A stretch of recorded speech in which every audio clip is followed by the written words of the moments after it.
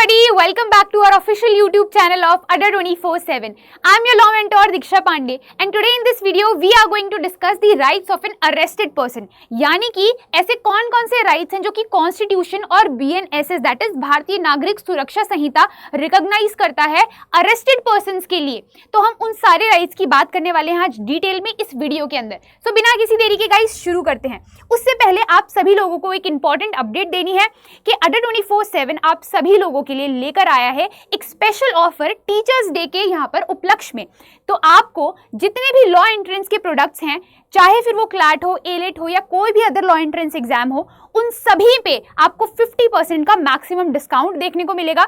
आपको maximum discount के लिए ये कोड यूज करना है दैट इज DP01 राइट। अगर आप इस कोड को यूज करेंगे तो आपको फ्लैट 50% का डिस्काउंट मिल जाएगा और अगर आप ऑफिशियल ऐप से यहाँ पर इनरोल करते हैं किसी भी बैच में तो आपको 51% का डिस्काउंट मिलने वाला है। सो गाइज, अगर आपको किसी भी तरीके की क्वेरी है या फिर किसी भी तरीके का डाउट है, कंफ्यूजन है बैचेस से रिलेटेड, तो ये काउंसलिंग नंबर है, आप इस पर भी कॉल कर सकते हैं। अदरवाइज अगर आपको मुझसे कोई पर्सनल मेंटोरशिप या गाइडेंस चाहिए या कोई भी रिलेटेड ऐसी क्वेरी है कि मैम कौन से बैच में इनरोल करना चाहिए, मेरे लिए कौन सा बैच बेनिफिशियल रहेगा, तो आप मेरे को इस मेल आईडी पर भी ड्रॉप कर सकते हैं मेल, ताकि मैं आपकी हेल्प कर पाऊँ। उसके अलावा ये है मेरा टेलीग्राम चैनल लॉ विद दीक्षा अड्डा 24/7, इस पर भी आप यहाँ पर जाके ज्वाइन कर सकते हैं ताकि आपको सारे PDF, सारे नोट्स, स्टडी मटीरियल मिल सके जो मैं यूज़ करती हूँ अपने YT सेशंस के लिए राइट। तो आप वो सारी चीज़ों को भी चेकआउट कर सकते हैं। चलिए बात करते हैं कौन कौन से ऐसे राइट्स हैं जो कि एक अरेस्टेड पर्सन को दिए गए हैं। तो जब हम कॉन्स्टिट्यूशन की बात करते हैं तो सबसे पहले आपको आर्टिकल 20 देखने को मिलता है। आर्टिकल 20 हमारा एक फंडामेंटल राइट है। आर्टिकल 20, 21 एंड 22 ये तीनों के तीनों ऐसे राइट्स हैं जो अरेस्टेड पर्सन को एक तरीके की प्रोटेक्शन देते हैं आर्बिट्ररी अरेस्ट से और किसी भी तरीके की इनजस्टिस से। तो यहाँ पर आर्टिकल 20 की जब हम बात करते हैं तो उसके अंदर प्रोटेक्शन दे रखा है in respect of conviction. Conviction के रिस्पेक्ट में अरेस्टेड पर्सन के पास कौन कौन सी प्रोटेक्शन दी गई है। तो सबसे पहली चीज होती है no ex post facto law. That means अगर जिस टाइम पर, जिस दिन और जिस समय उसने क्राइम किया था या कोई ऑफेंस किया था, उस दिन वो जो एक्ट था वो ऑफेंस नहीं माना गया, यानी कि उसने कोई भी ऐसा अनलॉफुल एक्ट किया है या कोई भी ऐसा एक्ट किया है जो अनलॉफुल नहीं था, कोई भी उसने ऐसा एक्ट किया है जो अनलॉफुल नहीं था लेकिन बाद में जाके वो एक ऑफेंस बनता है, फ्यूचर डेट में जाके कोई ऑफेंस बनता है क्योंकि बाद में जाके कोई लेजिस्लेशन नया आ गया। जैसे कि मान लीजिए मैरिटल रेप है, तो मैरिटल रेप आज की डेट में ऑफेंस नहीं है। आज अगर कोई मैरिटल रेप कर रहा है कोई हस्बैंड अपनी वाइफ के साथ, तो वो एक ऑफेंस नहीं माना जाएगा, उसके लिए उसको कोई पनिशमेंट नहीं दी जाएगी। लेकिन फ्यूचर में जाके अगर मैरिटल रेप एक ऑफेंस बन जाता है तो यहाँ पर लॉ ये नहीं कह सकता कि तुमने बैक डेट में या पहले तुमने मैरिटल रेप किया था तो अब हम तुमको यहाँ पर पनिश करने वाले हैं। तो ऐसा नहीं होता। एक तरीके से ये प्रोटेक्शन प्रोवाइड करता है एक्स पोस्ट फैक्टो लॉ के अगेंस्ट में। तो एक्स पोस्ट फैक्टो लॉ जितने भी होते हैं जो बाद में मतलब फ्यूचर डेट में जाके एप्लीकेबल होते हैं, बाद में जाके कोई लॉ बन रहा है तो उसका रेट्रोस्पेक्टिव इफेक्ट नहीं होता है, बैक डेट से उसको यहाँ पर इंप्लीमेंट नहीं कर सकते हैं।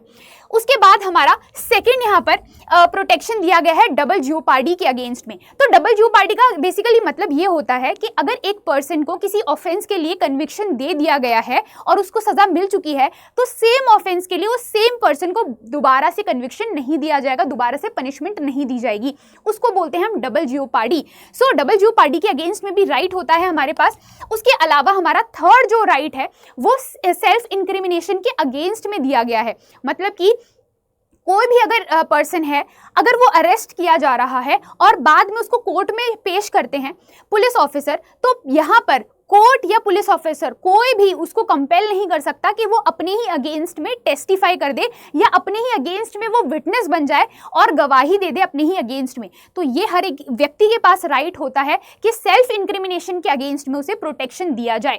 उसके बाद फिर हम बात करते हैं आर्टिकल 21 की। तो आर्टिकल जो 21 है वो right to life and personal liberty की बात करता है। मतलब कि हर एक पर्सन को, हर एक इंडिविजुअल को राइट टू लाइफ है, राइट टू पर्सनल लिबर्टी है। लेकिन यहाँ पर एक एक्सेप्शन एक्सेप्शन दे रखा है except procedure establish by law, मतलब कि अगर लॉ ने कोई प्रोसीजर स्टैब्लिश किया है जिस प्रोसीजर के थ्रू आपको यहाँ पर आपकी लाइफ और पर्सनल लिबर्टी को डिटेन किया जा सकता है या कर्टेल किया जा सकता है, तो वो जस्टिफाइड होगा। जैसे कि अगर मान लीजिए कोई पर्सन है, उसने कोई ऑफेंस कमिट किया, तो यहाँ पर एक प्रोसीजर स्टैब्लिश किया गया है लॉ के द्वारा कि उस पर्सन ने जिसने ऑफेंस किया है उसको हम अरेस्ट कर सकते हैं, उसके अगेंस्ट में ट्रायल कर सकते हैं, और अगर वो गिल्टी पाया जाता है तो उसको हम कन्विक्शन भी दे सकते हैं। तो ये एक प्रोसीजर है जो लॉ ने स्टैब्लिश किया है।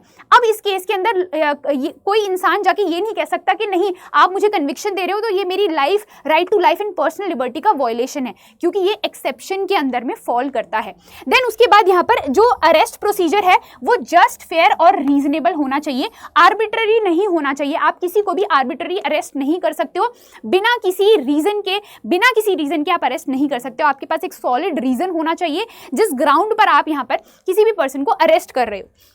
देन उसके बाद फिर हम चलते हैं आर्टिकल 22 पे, बहुत ही इंपॉर्टेंट है, जो अरेस्टेड पर्सन को कुछ प्रोटेक्शन देता है। तो सबसे पहली प्रोटेक्शन क्या है कि उसको ये पता होना चाहिए कि किस ग्राउंड पर उसे अरेस्ट किया जा रहा है। मतलब कि जो पुलिस ऑफिसर होगा जो उसे अरेस्ट करने जाएगा, उसको ये बताना पड़ेगा, ये पुलिस ऑफिसर की ड्यूटी होती है कि आप किसी भी अरेस्टेड पर्सन को ग्राउंड बताओगे कि किस ग्राउंड पे उसे गिरफ्तार किया जा रहा है, उसे अरेस्ट किया जा रहा है। अगर आप नहीं बताते हो और बिना बताए उसे अरेस्ट कर लेते हो तो ये आपके फंडामेंटल राइट का वायलेशन है और आप डायरेक्ट सुप्रीम कोर्ट अप्रोच कर सकते हो, क्योंकि अगर फंडामेंटल राइट वायलेट हो रहा है तो आपके पास रिट जुरिस्डिक्शन है, रिट के थ्रू आप रेमेडी ले सकते हो और डायरेक्टली सुप्रीम कोर्ट को अप्रोच कर सकते हो।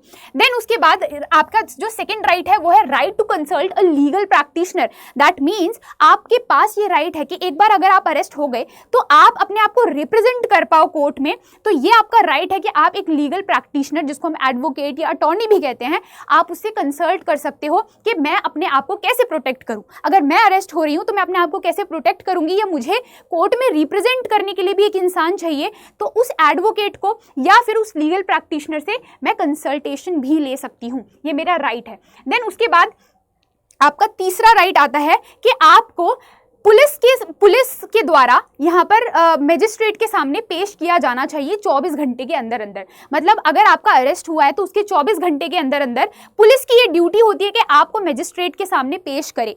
अगर वो नहीं करते हैं और 24 घंटे से ज़्यादा हो गए तो पुलिस ऑफिसर को अब यहाँ पर आपको रिलीज करना पड़ेगा, छोड़ना पड़ेगा। लेकिन अगर 24 घंटे से ज़्यादा आपको डिटेन करके रखा जाता है तो वो यहाँ पर प्रिवेंटिव, बेसिकली यहाँ पर आर्बिट्ररी डिटेंशन के अंदर आ जाएगा। फिर एक चीज़ दी गई है आपके आर्टिकल 22 के अंदर ही, जो एक एक्सेप्शन है, that is preventive detention.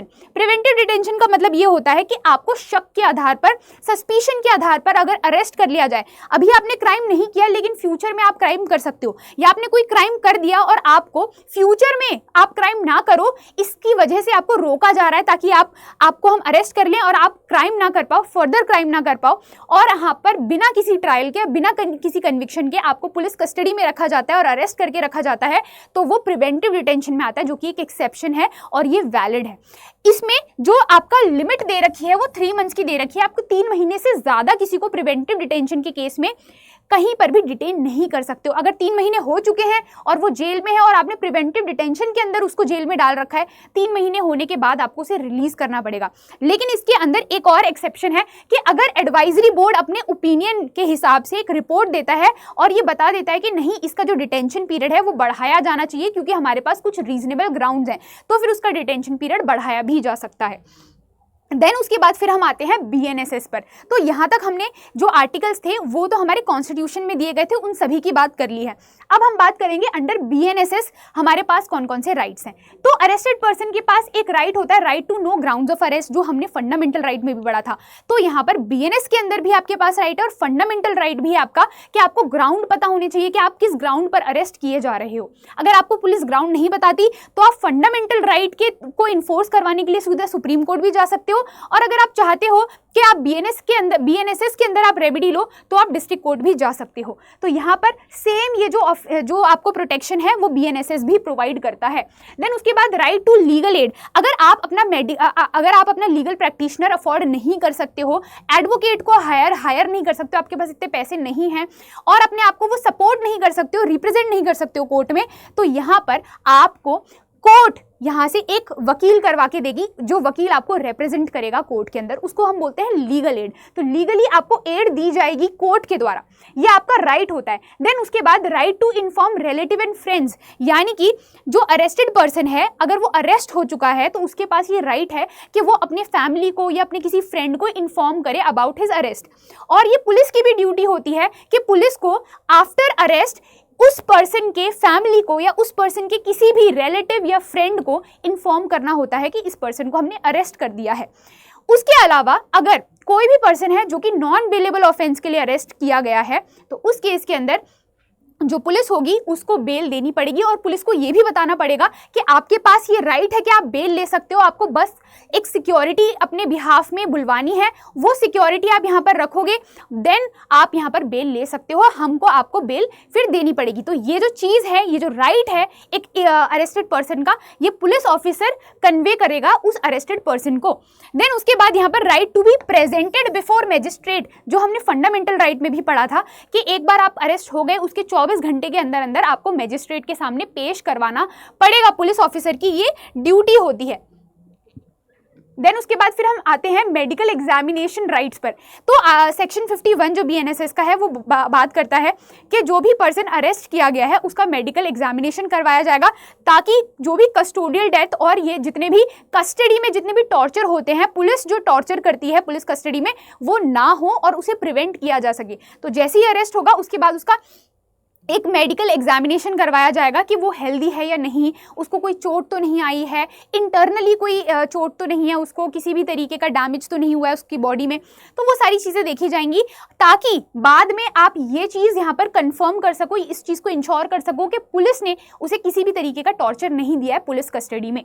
Then उसके बाद नो हैंडकफिंग आर्बिट्ररी, मतलब कि आप किसी को भी हथकड़ी नहीं पहना सकते बिना किसी बात के। हथकड़ी जो पहनाने का जो कानून है वो सिर्फ और सिर्फ जस्टिफाई या नेसेसरी तभी होगा जब कोई डेंजरस क्रिमिनल हो, जो कि बहुत ही इतना ज़्यादा डेंजरस है या उस क्रिमिनल माइंडसेट का है कि अगर उसको हम ऐसे ही लेके चले गए, बिना हथकड़ी के लेके चले गए, तो वो चलते चलते ही कोई क्राइम कर देगा या हमको ही मार डालेगा या मतलब कुछ तो कर ही देगा। तो उस केस में आप हैंडकफिंग कर सकते हो, या फिर अगर ये आपको डर है कि ये भाग जाएगा, अगर हमने इसको हैंडकफ नहीं किया तो ये भाग जाएगा, तो उस केस के अंदर आप हैंडकफिंग कर सकते हो, अदरवाइज आपको हैंडकफिंग नहीं करनी है। देन उसके बाद विमेन्स प्रोटेक्शन, तो यहाँ पर विमेन को एक स्पेशल प्रोटेक्शन दी गई है कि अगर आप किसी विमेन को अरेस्ट कर रहे हो तो बिफोर सनराइज और आफ्टर सनसेट ही आपको करना है। सनराइज होने से पहले पहले आप अरेस्ट कर सकते हो और सनसेट होने के पहले पहले आप अरेस्ट कर सकते हो और सनराइज होने के बाद में आप अरेस्ट कर सकते हो। मतलब आफ्टर सनसेट और बिफोर सनराइज आप विमेन को अरेस्ट नहीं कर सकते हो। लेकिन इसका भी एक एक्सेप्शन है कि अगर मैजिस्ट्रेट के स्पेशल ऑर्डर मिल जाते हैं पुलिस ऑफिसर को तो वो अरेस्ट किया जा सकता है। लेकिन याद रखना, फीमेल को अरेस्ट करने के लिए एक फीमेल पुलिस ऑफिसर की यहाँ पर ज़रूरत होती है, वही उसे अरेस्ट करती है, मेल पुलिस ऑफिसर अरेस्ट नहीं कर सकते। देन उसके बाद राइट अगेंस्ट अनलॉफुल डिटेंशन, तो अनलॉफुल डिटेंशन अगर कोई कर रहा है, कोई पुलिस ऑफिसर बिना किसी रीज़न के, बिना किसी ग्राउंड के आपको अगर अरेस्ट करता है तो उसको हम अनलॉफुल डिटेंशन कहते हैं, और वहाँ पर ये चीज़ जो है वो इलीगल और आर्बिट्ररी मानी जाती है और आप सीधा जा सकते हो सुप्रीम कोर्ट में अंडर आर्टिकल 22, या फिर आप हाई कोर्ट में भी जा सकते हो under article 226, writ jurisdiction exercise करके आप अपने फंडामेंटल राइट को प्रोटेक्ट भी करवा सकते हो। ये सारे के सारे एक अरेस्टेड पर्सन के राइट होते हैं। आई होप आप सभी लोगों को समझ में आ गया होगा कितने सारे राइट्स एक अरेस्टेड पर्सन के पास होते हैं, और अरेस्ट होने से पहले और अरेस्ट होने के बाद उनके पास कौन कौन से राइट्स होते हैं, वो सारी की सारी चीज़ें हमने डिटेल में कवर कर ली हैं। आई होप आप सभी लोगों को समझ में आया होगा। सो गाइज, यहीं तक था सारे के सारे राइट्स अरेस्टेड पर्सन के। आई होप आप सभी लोगों को समझ में आया होगा। कोई भी अगर कंफ्यूजन या डाउट है so do let me know in the comment section. मिलते हैं हम अपने नेक्स्ट सेशन में एक नई वीडियो के साथ। तब तक के लिए guys, bye bye and take care.